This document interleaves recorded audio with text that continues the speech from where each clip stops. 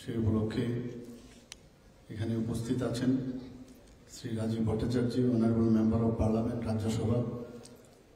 উনি ওনার বক্তব্য আমাদের সামনে তুলে ধরেছেন। আমাদের মাঝে উপস্থিত আছেন আমাদের পশ্চিম ত্রিপুরা জেলা পরিষদের সভাধিপতি ইনচার্জ শ্রী বিশ্বজিৎ শীল মহোদয়। এখানে স্বাগত ভাষণ আমাদের সামনে রেখেছেন এই জেলার যিনি সম্মানিত DM and collector Shri doctor Vishal Kumar. তাছাড়া এখানে Shri Jayanta De, director of welfare of social welfare department, এবং আমার সামনে বিশিষ্ট ব্যক্তিবর্গরা উপস্থিত আছেন। ভিন্ন দপ্তরের যারা কর্মকর্তাগণ এখানে উপস্থিত, এবং বিশেষ করে যারা বিভিন্ন স্কুল থেকে আগত ছাত্রছাত্রীরা এবং আমার সাংবাদিক বন্ধুরা, সবাইকে আমি এখানে উপস্থিত থাকার জন্য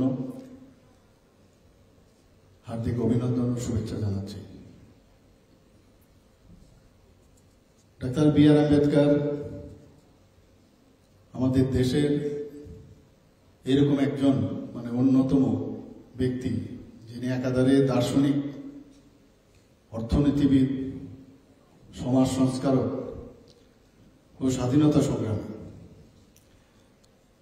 এবং আমরা সবাই জানি যে আমাদের যে মহান সংবিধান, সেই সংবিধানের যে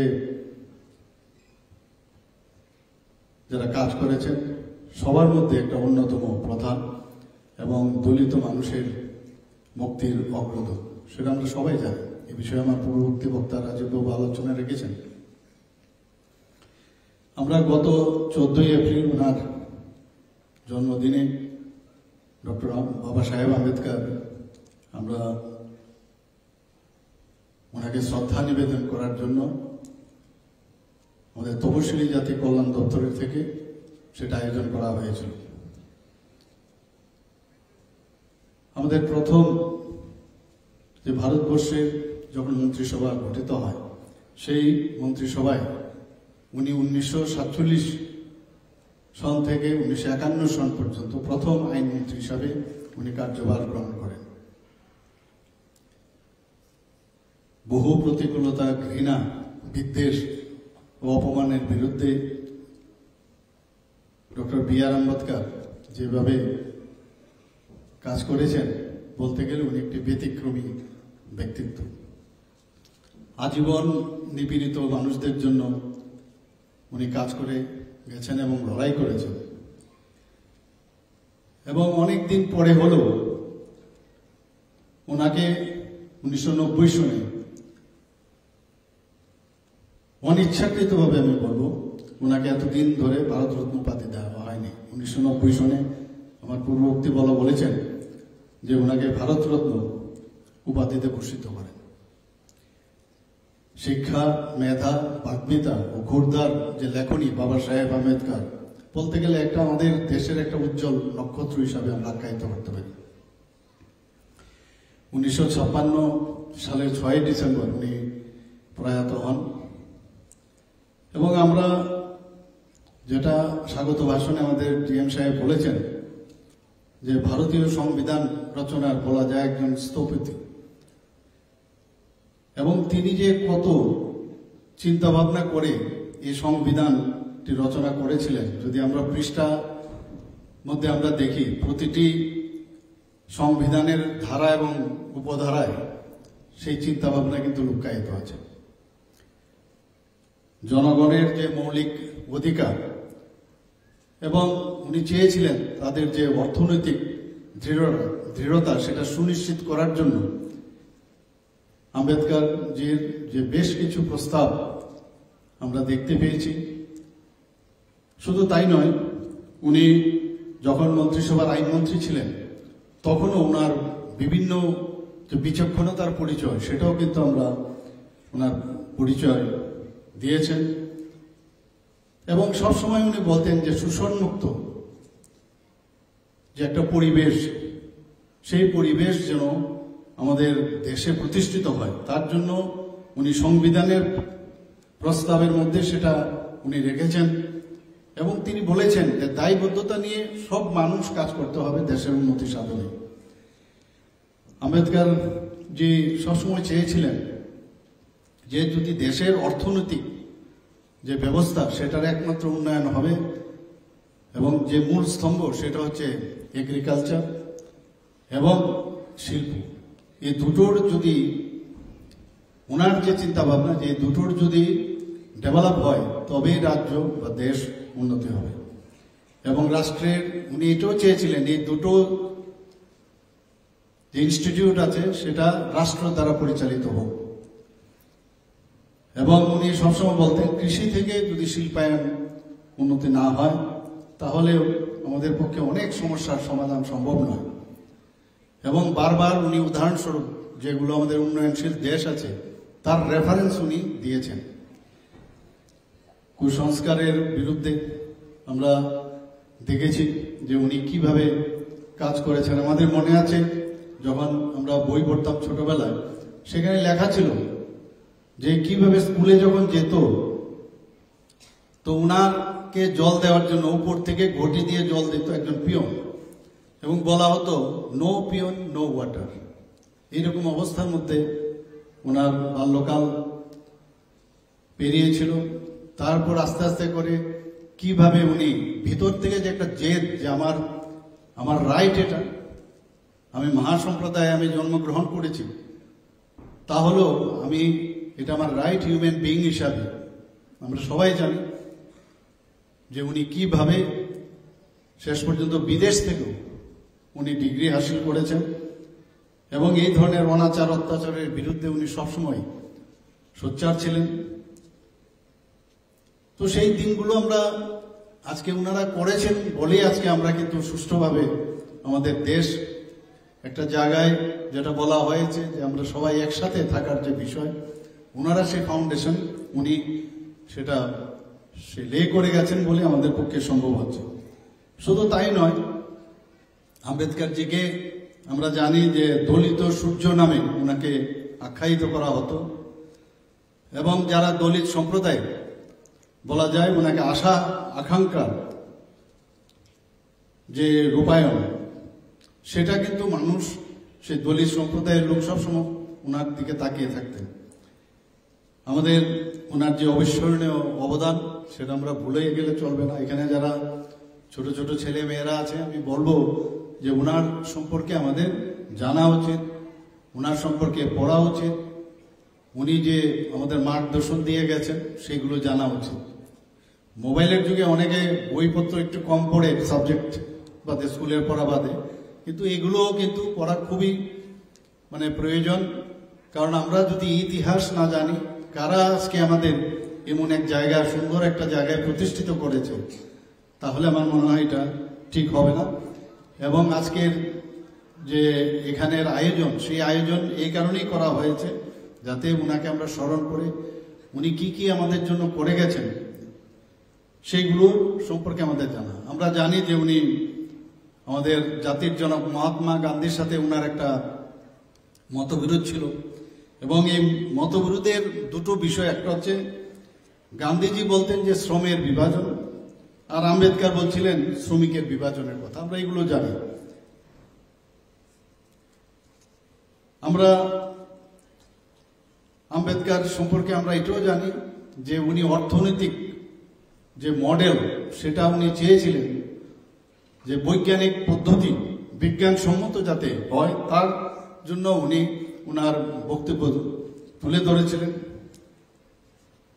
ডাক্তার বি আর আম্বেদকর সামাজিক, অর্থনৈতিক, রাষ্ট্রের উন্নয়ন, দলিত সমাজের অগ্রগতি, গ্রামীণ ভারতের বিকাশ, মহিলাদের ক্ষমতায়ন ও অধিকার প্রতিষ্ঠার যে ভাবনা, আজকে আমাদের যশস্বী প্রধানমন্ত্রী নরেন্দ্র মোদীজি ওনার যে ভাবনা এবং চিন্তা, সেগুলো কিন্তু আমরা বিভিন্ন যে মাননীয় প্রধানমন্ত্রীজি যে কাজগুলো করছেন তার মধ্যে কিন্তু আমরা সেটা দেখতে পাই।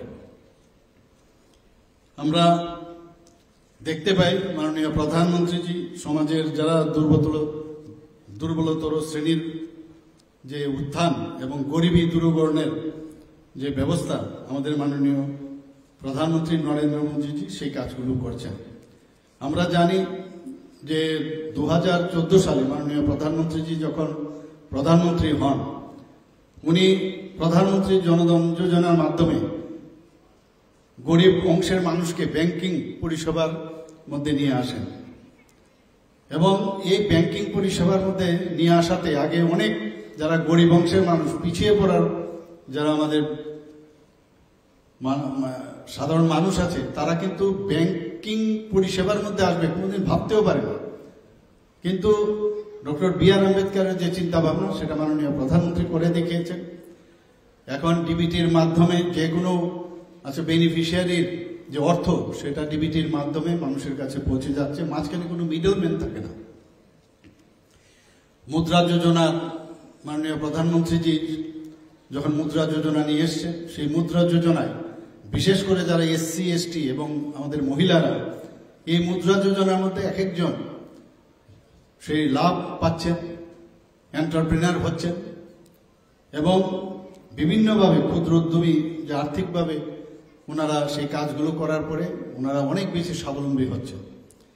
আমরা আয়ুষ্মান ভারতের কথা যদি বলি, প্রধানমন্ত্রী জন আরোগ্য যোজনায় যে গরিব পরিবারের যে বার্ষিক 5 লক্ষ টাকা করে স্বাস্থ্য যাদের বিনামূল্যে চিকিৎসা সুনিশ্চিত করা যায়, তার জন্য 5 লক্ষ টাকা করে প্রতিটা ফ্যামিলি প্রতি বছরের জন্য সেই জিনিসটা মাননীয় প্রধানমন্ত্রীজি করেছেন।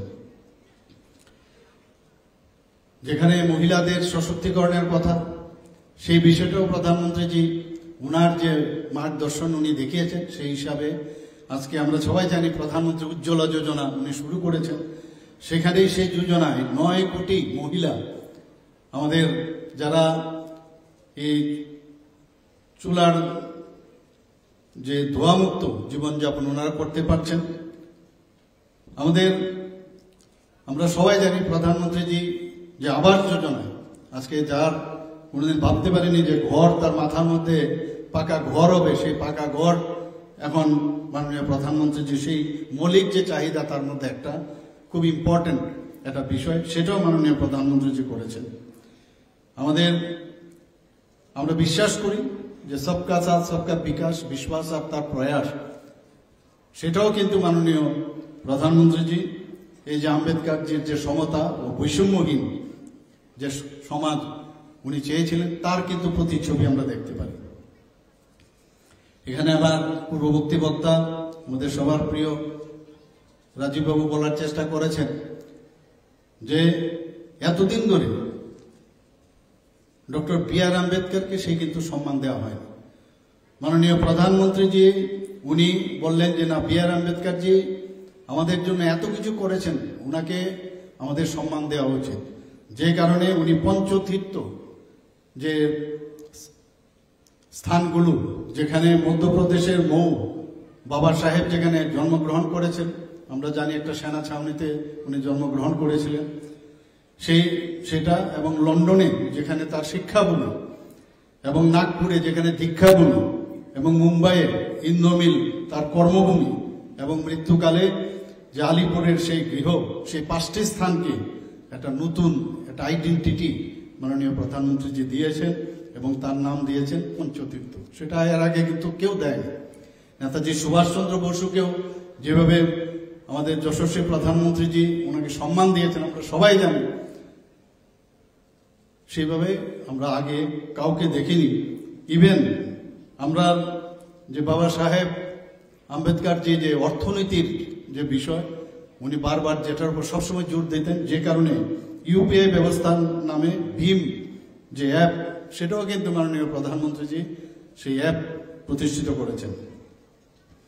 আমরা রাজ্য সরকারও যারা তপশিলি জাতি এবং অন্যান্য পশ্চাৎপদ যারা জাতি গোষ্ঠী আছেন, তাদের জন্য বিভিন্ন কর্মসূচি আমরা রূপায়ণ করেছি এবং সামাজিক ন্যায়, শিক্ষার উন্নতি, পিছিয়ে পড়া অনগ্রসর মানুষের যাতে আর্থসামাজিক উন্নয়নের যে মূল ভাবনাগুলো, সেগুলো আমাদের এই ডিপার্টমেন্ট এবং আমাদের সরকারের মাধ্যমে সেটি প্রতিফলিত হচ্ছে। আমাদের এখানে যারা স্কুল পড়ুয়া ছাত্রছাত্রীরা আছেন, যারা পশ্চাৎপদ শ্রেণীর ছাত্রছাত্রীরা আছেন, তাদের জন্য প্রি মেট্রিক, পোস্ট মেট্রিক এবং বিভিন্ন যেসব আমরা স্কিম এবং প্রকল্প আমরা চালু করেছি। শুধু তাই নয়, ডক্টর বি.আর. আম্বেদকরকে আমরা সম্মান দেওয়ার জন্য আজাদী কা অমৃত মহোৎসবের অঙ্গ হিসাবে 2023 সালে ডিসেম্বরে ভারত সরকারের যে সংস্কৃতি মন্ত্রণালয়ের ওনাদের থেকে আমরা কিছু ফান্ড পেয়েছি। সেই ফান্ড পেয়ে আমরা বিধানসভা যে এবং সেক্রেটারিয়েটের মাঝখানে সেখানে 11 ফুট উচ্চতা বিশিষ্ট একটা ব্রোঞ্জ এবং মেটাল নির্মিত ভারতরত্ন ডক্টর বি.আর. আম্বেদকরের একটা পূর্ণবয়া মূর্তি আমরা স্থাপন করেছি।